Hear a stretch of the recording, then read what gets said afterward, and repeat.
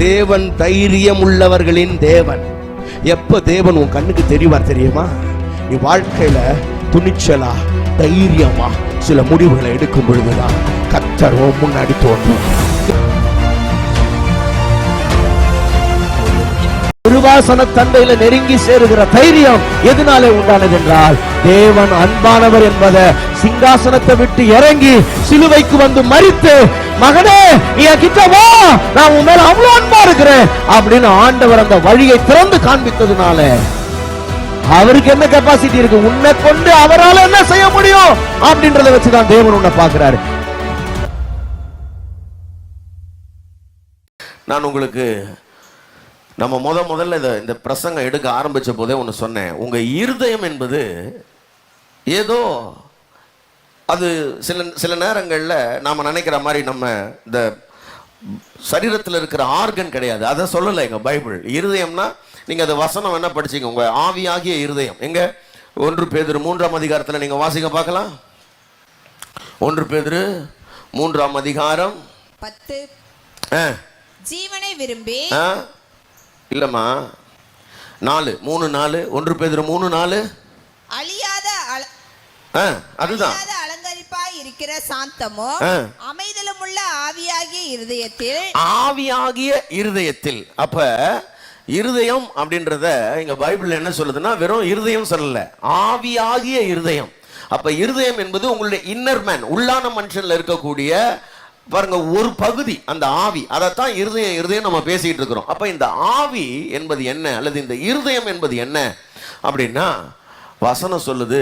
நீதிமொழிகள் 4ஆம் அதிகாரம் 3வது வசனத்துல நீங்க வாசிச்சீங்கன்னா அங்க என்ன இருக்குன்னா, உங்க இருதயம் எப்படிப்பட்டதான், தயவு செய்து வாசிக்கிறீங்களா? நீதிமொழிகள் 4ஆம் அதிகாரத்துக்கு நீங்க வாங்க. சாரி, 23வது வசனம் வாசிங்க பார்க்கலாம். நீதிமொழிகள் உன் இருதயத்தை காத்துக்கொள், எல்லா காவலோடும் உன் இருதயத்தை காத்துக்கொள், அதனிடத்தினின்று ஜீவ ஊற்று புறப்படும். நல்லா கவனிங்க. இந்த காவல் பண்றதை பற்றி நம்ம அப்புறம் பார்க்கலாம். போன வாரம் கூட நான் லைட்டா சொன்னேன், உங்க இருதயத்தை பண்படுத்த வேண்டும், காக்க வேண்டும். ஆதாமுக்கு கொடுத்த முதல் வேலையே என்னதுதான், பண்படுத்துதல் மற்றும் காத்தல். இது ரெண்டுமே ரொம்ப முக்கியம். இது வாழ்நாளெல்லாம் ஒரு மனுஷன் செஞ்சுக்கிட்டே இருக்க வேண்டியது அவசியமா இருக்கிறது. ஆதாம் ஏதேன் தோட்டத்தில் செஞ்சார், நாம நம்ம தோட்டத்தில் செய்யணும். சொல்லுங்க, உங்க தோட்டத்தில் செய்யணும். உங்க தோட்டம் எங்க இருக்குது தெரியுமா? உங்க நிலம் எங்க இருக்குது தெரியுமா? பக்கத்தில் கைப்பிடிச்சிக்கலுங்க. தோட்டம் எங்க இருக்குது, நிலம் எங்க இருக்குது? சில ஆட்கள் கேட்குறாங்க, ஒரு அடி நிலம் கூட இல்லைப்பா. கிடையாது. உங்க உள்ளம்தான், உங்க இதயம்தான் உங்க நிலம். அங்கதான் சரியா பண்படுத்தி அதைத்தான் காத்துக்கணும்னு சொல்றாரு. இப்ப சொல்லும்போது, எல்லா காவலோடும் உன் இருதயத்தை காத்துக்கொள், அதனிடத்தினின்று ஜீவ ஊற்று புறப்படும். நல்லா கவனிங்க, இந்த இருதயத்தை சொல்றாரு, அது ஒரு ஊற்றுன்றாரு. என்ன ஊற்று? ஜீவ ஊற்றுன்னு சொல்றாரு. நல்லா கவனிங்க, அதிலிருந்து என்ன புறப்படுகிறதுனா, ஜீவன் புறப்படுகிறது. ஜீவன் புறப்பட்டு பாய்ந்து ஓடி உங்க வாழ்க்கையே நிறைத்து வளமாக்கக்கூடிய ஆற்றல் இந்த இருதயத்தில் இருக்கிறது அப்படின்னு பரிசுத்த வேதம் சொல்லுகிறது. ஆமென் சொல்லுங்க பார்க்கலாம். ஆண்டவர் சொன்னாரு, நான் என் ஆடுகளுக்கு ஜீவன் உண்டாயிருக்கவும் அது பரிபூர்ணப்படவும் வந்தேன் அப்படின்னார். அப்படின்னா என்ன அர்த்தம்? பிசாசு இந்த உலகத்துல எதுக்கு வந்தான்? மரணத்தை உண்டாயிருக்கவும் அது பரிபூர்ணப்படவும் வந்தான். கவனிக்கிறீங்களா? மரணம் உண்டாயி அது பரிபூர்ணமாகும் போது என்ன ஆகும்? நல்லா கவனிங்க. ஆதாமுடைய வாழ்க்கையில மரணம் உண்டாச்சு. எங்க உண்டாச்சு? ஆவியில உண்டாச்சு. அது பரிபூர்ணம் அடையும் போது என்ன வந்துச்சு? பயம், வெக்கம், அவமானம், சாபம், அப்புறம் பிரிவினைகள், கொலைகள், பகைகள், வைராக்கியங்கள், இதெல்லாம் வந்து கடைசியில எல்லாம் கெட்டு போய் கடைசியில் எங்க போறான்? மனுஷன் நரகத்துக்கு போறான். மரணம் வந்து அது பரிபூர்ணம் அடையும் போது நரகத்துக்கு போயிடுவான். ஜீவன் வந்து அது பரிபூர்ணம் அடையும் பொழுது, ஜீவன் கிறிஸ்துவினாலே நமக்குள்ள வரும் பொழுது, ஜீவன் வந்து ரட்சிக்கப்பட்டு பிறகு இங்க என்ன வருது? சுகம், ஆசீர்வாதங்கள், நன்மை, சமாதானம், சந்தோஷம், பலவிதமான தேவன் வைத்திருக்கிற சகல விதமான நன்மைகளால் நீங்க நிறைய பெற்று பிறகு பரலோகத்துக்கு போறோம். அதுதான் ஜீவன் உண்டாகி அது பரிபூர்ணம் அடைகிற ஒரு வாழ்க்கை. Praise God. ஆமென். ஆமா, அதை பற்றி இன்னும் ஒரு டைம்ல பார்க்கலாம். பரிபூர்ண ஜீவன். கவனிங்க அருமையான தேவனுடைய பிள்ளைகளே. அப்ப கர்த்தர் என்ன பண்றாருன்னா, ஜீவன் ஒண்ணு வந்துருச்சுன்னா அந்த ஜீவன் ஊற்றாகி என்ன பண்ணுதுன்னா, உங்களுடைய வாழ்க்கைய முழுமையான ஜீவனால நீங்க வாசிச்சீங்கன்னா பைபிள்ல பல இடங்கள்ல ஜீவன் வர இடத்துல கூடவே சேர்ந்து சில நன்மைகளும் சொல்லப்பட்டிருக்கும். நீங்க பாத்தீங்கன்னா ஜீவனையும் ஆசீர்வாதத்தையும், அதுவே உனக்கு ஜீவனும் சமாதானம்மா, அவரே உனக்கு ஜீவனும் தீர்க்காயுசுமானவர். இப்ப ஜீவன் வந்தா தான் கூடவே எல்லாம் வருது. ஜீவன் வந்தாதான் சமாதானம், ஜீவன் வந்தாதான் தீர்க்காயுசு, ஜீவன் வந்தாதான் ஆசீர்வாதம். அப்ப எல்லாவற்றோட கனெக்ட் ஆகி இருக்கிறது இந்த ஜீவன். அப்ப வேதம் சொல்லுகிறது இந்த இருதயத்திலிருந்து தான் அந்த ஜீவனே புறப்படுகிறது அப்படின்றாரு. அப்ப ஆசீர்வாதம்ன்றது நாம நினைக்கிறோம்ல, அங்கிருந்து வரும் இங்கிருந்து வரும். நான் கை விரிச்சு பரலோகத்தையே பார்த்துக்கிட்டு இருக்கிறேன். பரலோகம் சொல்றாரு, இங்க பார்க்கறத நிறுத்திட்டு கொஞ்சம் என்ன பண்ணு, அப்படியே குனிஞ்சி உன் இருதயத்தை பாரு. ஏன்னா அங்கிருந்து தான் ஆசீர்வாதங்கள் எல்லாம் புறப்படுகிறது. சகல ஜீவனும் அங்கிருந்து தான் புறப்படுகிறது. நீ வேற எங்கேயும் பார்க்க தேவையில்லை. அப்ப இந்த இருதயம் ஒரு ஜீவனின் ஊற்றா இருக்கிறது. ஆசீர்வாதத்தை பிறப்பிக்கக்கூடிய ஒரு ஊற்று போல, ஒரு ஆசீர்வாதங்கள் எல்லாம் விளைவிக்கக்கூடிய ஒரு நிலத்தை போல இருக்கிறது. ஆகவே இப்ப அதுல எப்படி அந்த ஆசீர்வாதத்தை ஆண்டவர் உருவாக்குகிறார், அதுதான் இன்னைக்கு நம்ம பார்க்க போறோம். எப்படி உருவாக்குறாரு? இது ஒரு ஊற்றாக, ஒரு நிலமாக இருக்கிறது. எல்லாவற்றையும் அது இங்க என்ன பண்ணுது, முளைப்பிக்கிறது. அதனால தான் நீங்க பாத்தீங்கன்னா என்னெல்லாம் விதைக்கிறீங்களோ அதெல்லாம் விளையும். உங்க தோட்டத்துல, உங்க வீட்டுக்கு முன்னாடி கொஞ்சம் மண் இருந்தா அங்க ஒரு தக்காளியை வைங்க, தக்காளி விளையும். அங்க சின்னதா மாங்காவை தின்னுட்டு மாங்காய் கோட்டை போடுங்களேன், அது கொஞ்ச நாள்ல என்ன பண்ணனா மாங்காய் கோட்டை முளைச்சி வரும். என்ன விதைக்கிறீங்களோ அது விளையும்.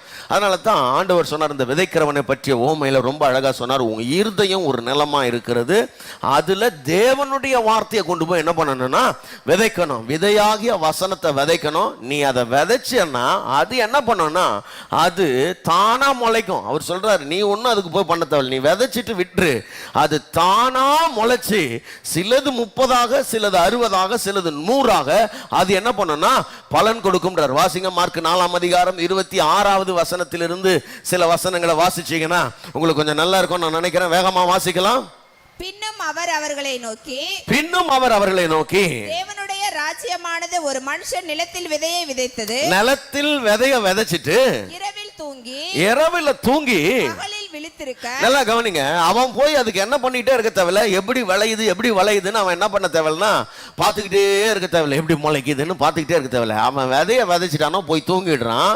அந்த வார்த்தை ரொம்ப அழகா இருக்குது. அந்த விதை தானாய் முளைத்து எப்படி போட்டிருக்குதுங்க, அவனுக்கு தெரியாத விதமாய் விதை முளைத்து பயிராகிறது. நல்ல கவனிங்க, விதை முளைத்து பயிராகிறது. அவனுக்கு தெரியவே தெரியாது இது எப்படி முளைக்குதுன்னு. ஆனா முளைச்சிடும். பிரைஸ் காட், ஆமென் சொல்லுங்க பார்க்கலாம். அல்லேலூயா. கவனிங்க, வசனத்தை உங்க இருதயத்துல கொண்டு போய் சேர்த்துக்கிட்டே இருந்தீங்கன்னா ஒரு நாள் இல்லைன்னா ஒரு நாள் அது பயிராயிடும். அது எப்படின்னு தெரியாது. கவனிங்க, எப்படின்னு தெரியாது, உள்ள நடக்கிற வேலை அது. உங்களுக்கு அது தெரிய வேண்டிய அவசியம் இல்லை.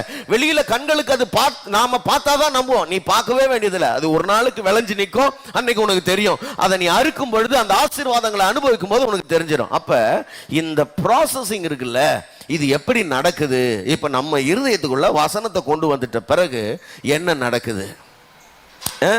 நிலத்துல விதைய விதைச்ச பிறகு அது பூமிக்குள்ள போய் அது சில அறிவியல் ரீதியாக சில மாற்றங்களால வளர்ச்சிதை மாற்றங்கள் எல்லாம் அடைஞ்சு அது என்ன ஆகுதுன்னா பயிராகிறது. அதை நம்ம அறிஞ்சிருக்கிறோம். இப்ப வார்த்தை நமக்குள்ள வந்த பிறகு இது எப்படி ஆசீர்வாதமாக மாறுகிறது அப்படின்றத நான் உங்களுக்கு சொல்ல விரும்புகிறேன். கவனிங்க, எப்படி வெறும் வசனத்தை கேட்டா போதுமாயா? போதும் அப்படின்னு தான் பைபிள் சொல்லுது. இந்த உலகத்துல வெறும் வார்த்தையை கேட்டா மட்டும் ஆசீர்வாதம் வந்துருமா? ஆமாங்க, வெறும் வார்த்தையை கேட்டா மட்டும் ஆசீர்வாதம் வந்துடும். ஏனென்றால் இந்த உலகத்துல ஒன்றுமே இல்லாத தருணத்துல வேதம் சொல்லுகிறது, ஆதியிலே சொல்லுங்க, அவ்வளவுதாங்க, ஆதியிலே வார்த்தை இருந்தது, அந்த வார்த்தையிலிருந்து தான் சகலமும் உண்டானது. நீங்கள் காணப்படுகிற சகலமும், நீங்க காணக்கூடிய எல்லாம் எதிலிருந்து உண்டாச்சுன்னா வார்த்தையிலிருந்து உண்டாயிடுச்சு. இப்ப நீங்க பார்க்கிற சகலமும் எதுல இயங்குதுன்னா வார்த்தையினாலே இயங்குகிறது என்று எபிரேயர் 1ஆம் அதிகாரத்தில் நாம வாசிக்கிறோம். சர்வத்தையும் தம்முடைய வல்லமையுள்ள வசனத்தினாலே தாங்குகிறவராய். அப்ப எல்லாம் வார்த்தையில சிருஷ்டிக்கப்பட்டு வார்த்தையினாலே இன்றைக்கு பராமரிக்கப்படுகிறது. அப்படின்னா நான் சொல்றேன், உங்களுடைய வாழ்க்கையின் எந்த ஆசீர்வாதத்தையும் வார்த்தை உண்டாக்கும். எப்படி உண்டாக்குகிறது? கவனிங்க, இப்ப வார்த்தைய நீங்க உங்க இருதயத்துக்குள்ள கொண்டு போறீங்க. உங்க இருதயம் என்ன பண்ணுது அப்படின்னா கவனிக்கணும். இப்பதான் நம்ம ரோமர்ல 10ஆம் அதிகாரத்துல என்ன பார்த்துக்கிட்டு இருக்கிறோம்? ரோமர் 10ஆம் அதிகாரம் 14வது வசனத்திலிருந்து 17வது வசனம் வரைக்கும் நம்ம பார்த்தோம். அதுக்கு பிறகுதான் இருதயத்துக்கு வந்தோம். கேட்கறதுல இருந்து கேட்ட விஷயம் இருதயத்துக்கு போதும்னு சொன்னேன். அங்கதான் இருதயத்துல தான் இப்ப கொஞ்ச நாள் செலவு பண்ணோம். இப்ப இருதயத்துல இருந்து மறுபடியும் அதை எப்படி வெளியே வருது அப்படின்றத இப்ப பார்க்க போறோம். படிங்க பார்க்கலாம். 14வது வசனத்திலிருந்து சில வசனங்களை வாசிங்க. அவரை விசுவாசியாதவர்கள் எப்படி அவரை தொழுது கொள்ளுவார்கள்? அவரை விசுவாசியாதவர்கள் எப்படி அவரை தொழுது கொள்ளுவார்கள்? அவரை குறித்து கேள்விப்படாதவர்கள் எப்படி விசுவாசிப்பார்கள்? அவரை குறித்து கேள்விப்படாதவர்கள் எப்படி விசுவாசிப்பார்கள்? பிரசங்கிக்கிறவன் இல்லாவிட்டால் எப்படி கேள்விப்படுவார்கள்? பிரசங்கிக்கிறவன் இல்லாவிட்டால் எப்படி கேள்விப்படுவார்கள்? கவனிங்க, அப்படி சொல்லிட்டே வந்துட்டு பிறகு 17வது வசனத்துல என்ன ஒரு காரியத்தை சொல்றாரு? ஆதலால் விசுவாசம் கேள்வியினாலே வரும். ஆதலால் விசுவாசம் கேள்வியினாலே வரும். நல்லா கவனிங்க, விசுவாசம் என்பது கேள்வியினாலே வரும். தமிழ்ல கேள்வி அப்படின்றதுக்கு நாம என்ன நினைச்சுக்கிறோம்? கேள்வி அப்படின்னா கொஸ்டின் நினைக்கிறோம். பாருங்க, பிள்ளைங்களுக்கு எல்லாம் கேள்வின்னா என்னது? கொஸ்டின். கேள்வி அப்படின்னா கொஸ்டின் கிடையாது. கேள்வின்னா கேட்கறது, ஹியரிங், நாட் கொஸ்டியனிங். ஓகே, ஆமா. அப்போ கேள்வி அப்படின்றதுன்னா கேட்கறது, கேட்கறதுக்கு பேர் தான் கேள்வி. கவனிங்க அருமையான தேவனுடைய பிள்ளைகளே, தமிழ்ல கேள்வின்னு இருக்குது இல்லையா, ஆங்கிலத்துல ஹியரிங்னு இருக்குது. ஹியரிங்னா ஏதோ ஒரு நாள் கேட்டதுனால இல்ல, ஒவ்வொரு நாளும் கேட்டுக்கொண்டே இருப்பதினால். ஹியரிங்னா என்னது? Present continuous tense. ஏன் அங்க போட்டிருக்கிறாங்கன்னா தொடர்ந்து ஒரு காரியத்தை செய்து கொண்டே இருக்கும் பொழுது, அப்ப தேவனுடைய வார்த்தையை தொடர்ந்து நீங்கள் கேட்டுக்கொண்டே இருப்பதினால் என்ன உருவாகிறதா? விசுவாசம் உருவாகிறது என்று அந்த வார்த்தை அங்க அழகா சொல்லுது. அப்ப விசுவாசம்னு ஒண்ணு எதன் மூலமா தான் வருதுன்னா, கவனிங்க, தேவனுடைய வார்த்தைகளை கேட்க கேட்க கேட்க உங்களுக்குள்ள விசுவாசம் உருவாகிறது. இப்ப பாருங்க, விசுவாசம்னா என்ன? சில ஆட்களுக்கு விசுவாசம்னா என்னன்னு தெரியறது இல்லை. விசுவாசம்னா என்ன? கவனிங்க, இப்ப வாசிங்க. விசுவாசம்னா என்ன? விசுவாசத்துக்கான டெஃபினிஷன் எபிரேயர் 11ஆம் அதிகாரம் முதல் வசனத்துக்குள்ள அங்க சொல்லப்பட்டிருக்கிறது. விசுவாசம் என்றால் என்ன அப்படின்றது அங்க இருக்கும். தயவு செய்து எபிரேயர் 11:1 போங்க பார்க்கலாம். விசுவாசமானது நம்பப்படுகிறவைகளின் உறுதியும், விசுவாசமானது நம்பப்படுகிறவைகளின் உறுதியும், காணப்படாதவைகளின் நிச்சயமுமாய் இருக்கிறது. நல்லா கவனிங்க, நம்பப்படுகிறவைகளின் உறுதியும். நான் சொன்னேன், இருதயத்துக்குள்ள தேவனுடைய வார்த்தையை நீங்க கொண்டு போகும்போது, கவனிங்க, இந்த வார்த்தைகள் என்ன பண்ணுதுன்னா உங்களுக்குள்ள ஒரு நம்பிக்கையை உண்டாக்குகிறது. வார்த்தை நம்பிக்கையை உண்டாக்குகிறது. எல்லாரும் சொல்லுங்க, வார்த்தை நம்பிக்கையை உண்டாக்குகிறது. சொல்லுங்க, வார்த்தை நம்பிக்கையை உண்டாக்குகிறது. என்ன நம்பிக்கை உண்டாக்குகிறது? நீங்க இந்த வார்த்தையை ஏற்றுக்கொள்ளும் பொழுது, வார்த்தையில் உறுதியா இருக்கும் பொழுது உங்க உள்ளத்துல ஒரு பெரிய நம்பிக்கை உண்டாகிறது. நல்லா கவனிக்கணும், என்ன நம்பிக்கை உண்டாகிறது? வியாதியோட வரீங்க, அந்த வியாதியோட வரும் பொழுது வியாதி நேரத்துல கர்த்தருடைய வார்த்தை உங்களுக்கு வருது. நானே உன் பரிகாரியாகிய கர்த்தர் அப்படின்னு ஒரு வார்த்தை வந்த உடனே அத கர்த்தர் எனக்கு சொல்லி இருக்கிறாருன்னு நீங்க அக்செப்ட் பண்ணும் பொழுது ஒரு நம்பிக்கை பிறக்கிறது. நான் வியாதி நீங்கி பிழைப்பேன், கர்த்தர் வியாதியை உன்னை விட்டு விலக்குவார் அப்படின்னு சொன்ன உடனே உங்க உள்ளத்துக்குள்ள ஒரு பெரிய ஆறுதல் வருது. நான் உங்களுக்கு ஆரோக்கியம் வர பண்ணி சௌக்கியத்தை கட்டளையிடுவேன்னு சொன்ன உடனே உங்க மனசுல ஒரு பெரிய நிம்மதி உண்டாகிறது. ஏன்னா கர்த்தர் ஆரோக்கியத்தை எனக்கு கட்டளையிடுறேன்னு சொல்லி இருக்கிறாரு. அப்ப அந்த வார்த்தையை நீங்க ஏற்றுக்கொள்ளும் பொழுது, அப்ப சிலர் பாருங்க வார்த்தையை கேட்பாங்க, ஆமா ஆமா அவர் சொல்லுவாரு, நாம தானே வியாதியில கடந்து லோல் படுறோம் அப்படின்றவங்களுக்கு அது பலிக்காது.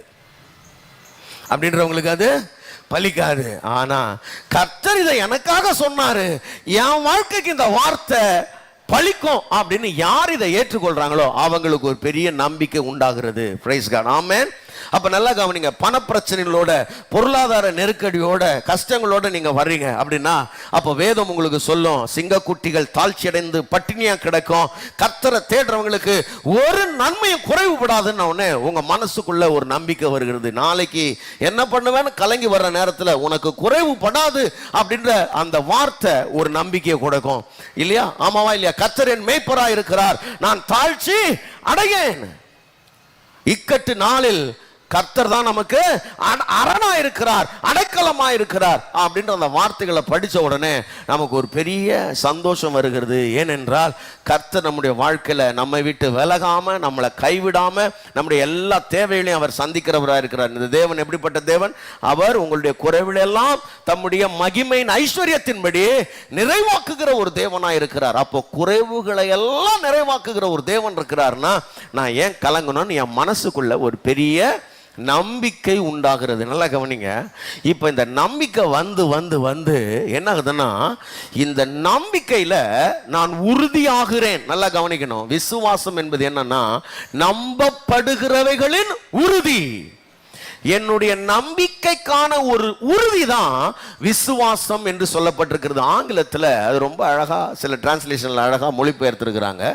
அதுல 1-2 என்னன்னா, நீங்க பாத்தீங்கன்னா இந்த விசுவாசம்ன்றது இட்ஸ் அஷ்யூரன்ஸ். அஷ்யூரன்ஸ்னே சொல்லப்பட்டிருக்கு.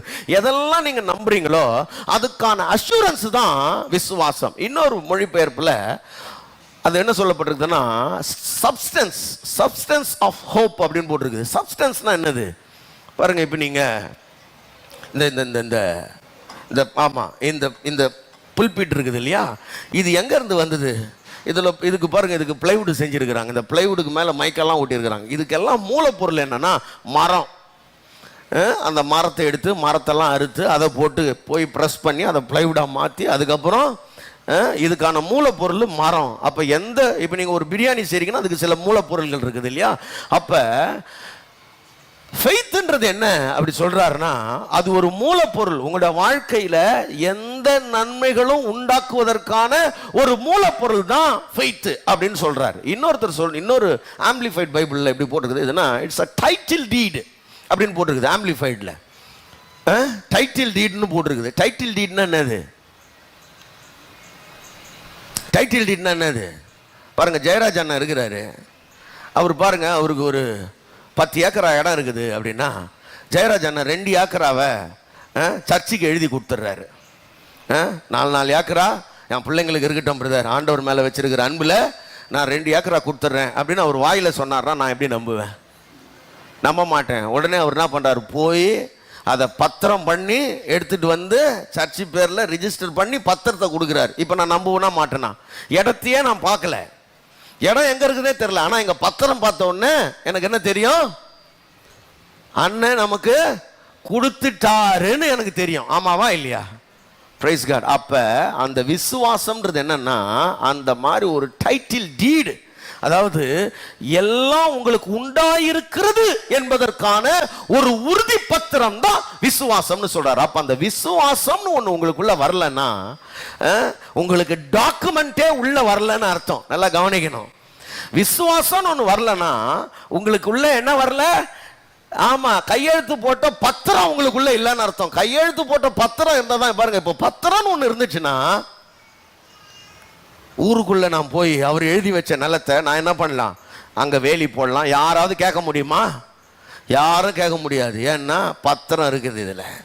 இதுல அவர் பேர் இருக்கும், அவரு சபைக்கு எழுதி கொடுத்தது தெளிவா இருக்கும். ஒருத்தனும் கேட்க முடியாது. அங்க வேலி போடலாம், அங்க மாங்காய் வைக்கலாம், தேங்காய் வைக்கலாம், பயிரிடலாம், அங்க ஒரு சபை கட்டலாம். ஆமாவா இல்லையா? அங்க ஒரு ஹாஸ்டல் கட்டலாம், ஏழைங்களுக்கு பராமரிப்பு பண்ணலாம், என்ன ஒண்ணா பண்ணலாம். ஏன்னா பத்திரம் இருக்குது. அப்ப பத்திரம் என்ன பண்ணோம்னா, இருக்கிறவைகளை கவனிங்க. இப்ப அவர் எனக்கு எழுதி வச்சிட்டாரு, அது அங்க நான் பார்க்கவே இல்லை. ஆனா பத்திரம் இருந்ததுன்னா நான் பார்க்காதத போய் நான் என்ன பண்ண முடியும்னா எடுத்துக்கொள்ள முடியும். எபிரேயர் 11:1 அடுத்த பகுதி சொல்லுது, காணப்படாதவைகளின் நிச்சயமா இருக்கிறது. இப்ப இங்க சென்னையில இருந்துக்குன்னு நான் பார்க்கவே இல்லை விருதாசலத்துல இருக்கிற அந்த இடத்த. ஆனா பத்திரத்தை பார்த்த உடனே எனக்கு பெரிய நம்பிக்கை வந்துருச்சு. இல்ல இருக்குது. எங்க இருக்குது? பத்திரத்துல இருக்குது. பத்திரத்துல இருந்ததுன்னா அதை நான் என்ன பண்ண முடியும்னா கண்டிப்பா உரிமை பாராட்ட முடியும், அதை போய் எடுத்துக்க முடியும். அப்ப நல்லா கவனிங்க, உங்க உள்ளத்துக்குள்ள இப்படி ஒரு பத்திரம் வந்திருக்குதான்னு கேட்கிறேன் நான். உங்க உள்ளத்துக்குள்ள இந்த விசுவாசம்னு ஒண்ணு வரலன்னா, நீங்க பத்திரமே உங்களுக்குள்ள வரல, எதையுமே பெற முடியாது. அதனால தான் வேதம் சொல்லுகிறது, விசுவாசம் தேவனுக்கு பிரிய இருப்பது கூடாத காரியம். நீங்க விசுவாசம்னு ஒண்ணு இல்லைன்னா, இந்த விசுவாசத்துக்கு நேர் எதிரி தான் சந்தேகம். சந்தேகப்படுகிறவன் தேவனிடத்திலிருந்து எதையாகிலும் பெற்றுக் கொள்ளலாம் என்று நினையாதிருப்பானாக. என்னவே கூடாது. உன் வாழ்க்கையெல்லாம் சந்தேகம் சந்தேகம் சந்தேகம்னா தேவனிடத்துல பாருங்க. பாவம் சில ஆட்கள் அப்படிதான். சர்ச்சுக்கு சும்மா ஏதோ வெறுமையா வருவாங்க. இங்க நிறைய பேர் சபைக்கு ஏன் போறாங்கன்னா, சர்ச்சில் போய் பாஸ்டர் அவர் ஐயா தலையில கை வச்சிட்டாருன்னா, ஐயா கிட்ட போய் தலையில கை வச்சிட்டோம்னா ஏதாவது நடந்துடும் நினைக்கிறாங்க. நடக்காதுங்க, அப்படி நடக்காது. ஐயா கையில ஒன்றும் கிடையாது. ஐயா கையில ஒன்றும் இல்லை. ஐயா சொல்றத காதுல கேளுங்க. சில ஆட்கள் என்ன நினைக்கிறாங்கன்னா, நிறைய பேர் ஐயா நீங்க வந்து என் வீட்டை மிதிச்சிட்டீங்கன்னா, மிதிக்கிறது இல்லை, நான் 1 மாசமே உன் வீட்டில் தங்கிடுறேன், ஒன்றும் எனக்கு பிரச்சனை கிடையாது, அதனால ஒன்றும் ஆக போறது இல்லை. ஐயா வந்து கால் வச்சிட்டாருனா, ஐயா வந்து கை வச்சிட்டாருனா அப்படியெல்லாம் இல்லை. இங்க பாருங்க, இந்த உலகத்தில் இருக்கிற எந்த ஐயாவை விட பெரிய ஐயா இருக்கிறாரு. அவர் வந்து உன் வாழ்க்கைக்குள்ள வாழ்றாரு. உன் வாழ்க்கையை மாற்ற, உன்னை ஆசீர்வதிக்க, உன்னை உயர்த்த, உன்னை கனப்படுத்த அவர் விரும்புறாரு. அவர் சொல்றத கொஞ்சம் காது கொடுத்து கேட்டீங்கன்னா உங்க வாழ்க்கை வளமாயிடும். அல்லேலூயா. சில ஆட்களுக்கு அது தெரியறது இல்லை. முடிஞ்ச உடனே ஜெபம் பண்ணா என்ன தருவாங்களா? என்ன தருவாங்களா? தலையில் தேய்ச்சிக்கிறதுக்கு ஷாம்பு தருவாங்களா? போட்டு குளிக்கிறதுக்கு இல்லை. எண்ணெய் சோப்பு இதெல்லாம் நீங்கள் கடையில் வாங்கிக்கணும். நாங்கள் வாங்கிறதுக்கான வழியை சொல்லுவோம். நீங்கள் தண்ணி தருவாரா வீட்டில் தெளிக்கிறதுக்கு? அதெல்லாம் தரமாட்டார். சரியா? என்ன தண்ணி இல்ல விஷயம். இங்க என்ன சொல்லுது? இந்த வார்த்தையினால் உண்டாகக்கூடிய விசுவாசம். உங்க உள்ளத்துக்குள்ள நீங்க விசுவாசம் உடையவர்களாய் மாற வேண்டும் என்று பரிசுத்த வேதம் வலியுறுத்துகிறது. அப்ப நல்லா கவனிங்க. விசுவாசம் என்பது உங்களுக்குள்ளே வார்த்தையினால், கவனிங்க, வார்த்தை உங்களுக்கு ஒரு நம்பிக்கையை கொடுக்கிறது. அந்த நம்பிக்கையினால் உண்டாகும் உறுதிக்கு பேர் தான் என்னதுன்னா விசுவாசம். நல்லா கவனிங்க. எது உங்க உள்ளத்துக்குள்ள அதிகமா விதைக்கப்படுகிறதோ அது என்ன ஆகும்னா, நல்லா கவனிங்க, அதை சார்ந்த நம்பிக்கைகள் உங்களுக்கு உண்டாகும். அது உங்களுக்கு ஒரு பிம்பத்தை கொடுக்கும். பாருங்க, அது தேவனை பற்றிய விசுவாசமா இல்ல நான் உலகத்தை பற்றிய விசுவாசமா தெரியாது. நல்லா கவனிங்க. இப்போ சில ஆட்கள், இதனால தான் இந்த டிவி எல்லாம் பார்க்கும் போதெல்லாம் கவனமா பார்க்கணும்னு ஏன் சொல்றேன்னா, சில ஆட்கள் எப்பவுமே உட்காந்துக்கின்னு சொல்வதெல்லாம் உண்மையே பார்க்கறது. சொல்வதெல்லாம் உண்மை. ஆமா, வெறும் உண்மைதான். இவர் கூட ஓடி போனாரு, இவர் அப்படி ஆயிட்டாரு, இதையே கேட்டு நிறுது. இதை கேட்டு கேட்டு கேட்டு கேட்டு என்ன ஆயிடுதுன்னா, அடுத்தது வீட்டுக்குள்ள இந்த ஆள் எங்கேயாவது ஏதோ பண்றான் கோக்குமாக்கு வேலை. ஏன்னா கேட்டதெல்லாம் கெட்டது.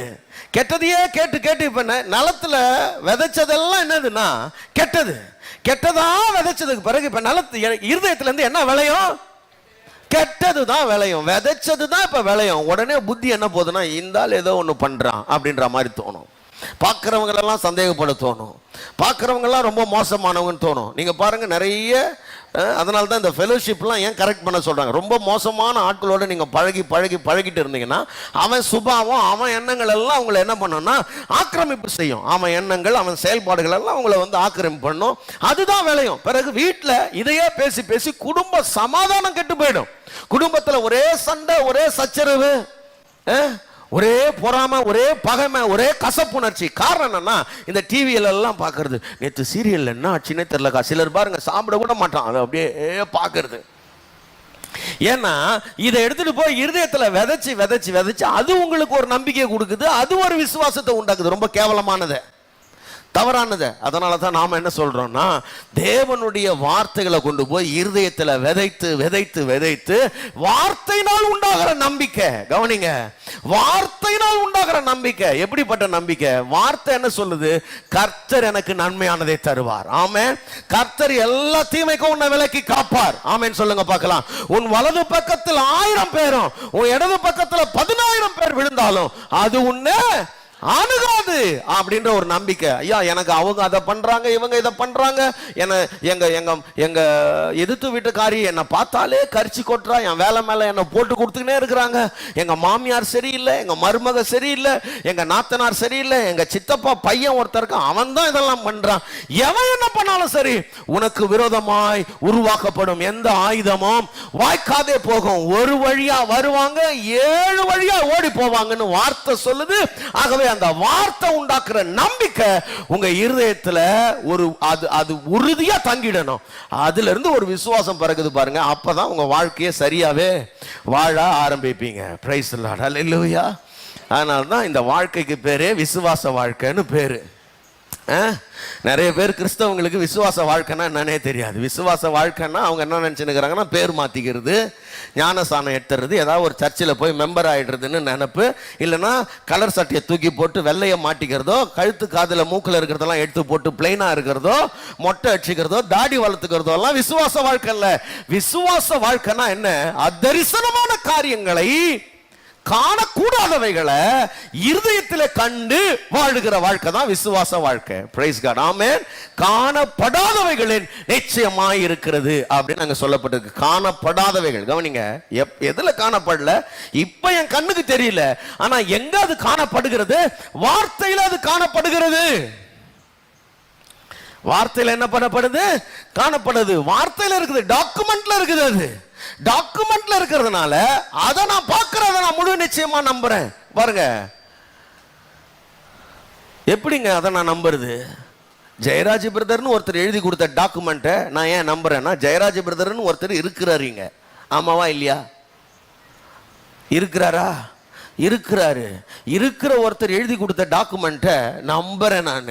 சில ஆட்களுக்கு இந்த வேதம் அப்படின்றது தேவன் எழுதி கொடுத்த டாக்குமெண்ட் அவங்களுக்கு நம்பிக்கை இல்லை. தேவனே இருக்கிறாரா இல்லையான்னு தெரியலையா? இருக்கிறார்னு நாங்க விசுவாசிக்கிறோம். இருக்கிறார் என்று கவனிங்க, நாம விசுவாசிக்கலனால அவர் இருக்கிறாரு. விளங்குதா உங்களுக்கு? நீ விசுவாசிக்கலனால அவர் தேவன் தான். உன் உள்ளத்துக்குள்ள அது தோன்றலனால அது தேவன் தான். அந்த தேவன் சொல்லிய அவர் எழுதி கொடுத்த டாக்குமெண்ட் இது. அப்ப கவனிங்க, இன்றைக்கு இருந்து ஒரு 80-90 வருஷம் இருக்க போற ஜெயராஜ் பிரதரையே நான் அவ்வளவு விசுவாசிப்பேன்னா, அவர் எழுதி கொடுத்த டாக்குமெண்ட சதா காலங்களில் உயிரோடு இருக்கிற ஜீவனுள்ள தேவன் எழுதி கொடுத்த டாக்குமெண்ட எப்படி நம்ப முடியாம போறது? அல்லேலூயா. இந்த தேவன் என்றென்றைக்கும் உள்ள சதா காலங்களில் நம்முடைய தேவன். அல்லேலூயா. நாம் நேற்று உண்டானவர்கள். கவனிங்க, நாம இன்னைக்கு இருந்து நாளைக்கு போடுறோம். புல்லுக்கு ஒப்பாக பூவுக்கு ஒப்பாக இருக்கிறோம். நாம எழுதுறதே அவ்வளவு உறுதியா இருக்கோம்னா, இவர் சதா காலங்களும் நம்ம தாத்தாக்கு முன்னாடி எல்லாம் இருந்தவர், இனிமேல இருக்க போற, நாம போனதுக்கு அப்புறமும் இருக்க போற இந்த தேவன் எழுதி கொடுத்த டாக்குமெண்ட்டை நான் எப்படி நம்ப முடியாம போவேன்? அப்ப எனக்குள்ள கவனிங்க, விசுவாசத்தை உண்டாக்குகிறது தேவனுடைய வார்த்தைகள். அந்த வார்த்தைகள் எனக்கு கொடுக்கிற நம்பிக்கையும் அதனால் உண்டாகிற உறுதியும் எனக்குள்ள என்ன பண்ணுதுன்னா விசுவாசத்தை உற்பத்தி செய்கிறது. அப்ப விசுவாசம்னா என்ன? நம்பிக்கைகளின் உறுதி. நான் எதெல்லாம் நம்புறேனோ அந்த நம்பிக்கையிலேயே நான் உறுதியா இருக்கிறேன். பிரைஸ் காட், ஆமென். ஆமாம், நான் நம்பிக்கையிலே உறுதியாக இருக்கிறேன். கவனிங்க, சில நேரங்களில் அதனால தான் அந்த உறுதியுள்ள இருதயம், சங்கீதம் 112:7-8 வாசிச்சான்ல, அந்த உறுதியான இருதயம் என்னன்னா, விசுவாசிக்கு அந்த உறுதியான இருதயம் இருக்கணும். ஏன்னா அவன் அலசடி பட மாட்டான். அவன் பக்கத்தில் அக்கத்தில் பார்க்கும்போது அவன் கார் வாங்கிட்டானே, இவன் வீடு கட்டிட்டானே, அவன் ஃபாரின் போயிட்டானே, அதெல்லாம் பார்த்து அலசடி படாது. ஏன்னா என் வாழ்க்கை முழுவதும் தேவனுடைய கட்டுப்பாட்டில் இருக்குது. கர்த்தர் என் வாழ்க்கையை பொறுப்பெடுத்திருக்கிறார். ஏற்ற காலங்களில் அவர் என்னை உயர்த்தும்படி நான் அவருடைய பலத்த கருத்துக்குள்ள அடங்கி இருக்கிறேன். அவனை பார்த்தோ இவனை பார்த்தோ நான் பொறாமப்பட வேண்டியதில்லை. அவனாலேயோ இவனாலேயோ என் வாழ்க்கை பாதிக்கப்பட போறதில்லை. ஏன்னா என் வாழ்க்கை தேவனுடைய கரத்தில் இருக்கிறது. எத்தனை பேர் அதை நம்புறீங்க? யாரும் என்ன கெடுக்க முடியாது, யாரும் என்ன வீழ்த்த முடியாது, யாரும் என்ன அழிக்க முடியாது, எந்த தீங்கும் எவனும் எனக்கு பண்ண முடியாது. ஏன்னா நான் தேவனால் தெரிந்து கொள்ளப்பட்டவன், தேவனால் ஆசீர்வதிக்கப்பட்டவன். ஆசீர்வாதத்தின் அபிஷேகம் என் தலை மேல இருக்கு. என்னை கொண்டு போய் குழியில போட்டாலும் குழியிலிருந்து மேல கொண்டு வந்து என்னை கண்மலை மேல வச்சு என் அடிகள் இடராதபடிக்கு என் கால்களை உறுதிப்படுத்துகிற கர்த்தர் என் கூட இருக்கிறார். அப்படிப்பட்ட விசுவாசமா உறுதி எனக்கு இருக்குது. அப்ப பாருங்க, நான் யாரையோ பார்த்து பொறாமப்பட்டுக்கிட்டோ எரிஞ்சு விழுந்துகிட்டோ ஐயோ நொந்துகிட்டோ இருக்க வேண்டிய அவசியம் எனக்கு கிடையாது. காரணம், நான் வார்த்தையினால் கட்டப்பட்ட மனிதன். ஆராதனை நேரங்கள்: ஞாயிறு காலை 7 மணி, மாலை 6:30 மணி. எங்களை தொடர்பு கொள்ள வேண்டிய தொலைபேசி எண்கள் 92-831-606662 98-406-7235. எங்களை தொடர்பு கொள்ள வேண்டிய முகவரி: அகாபே சபை, எண் 189, EH ரோட், கொருக்குப்பேட்டை, சென்னை 6,21,000.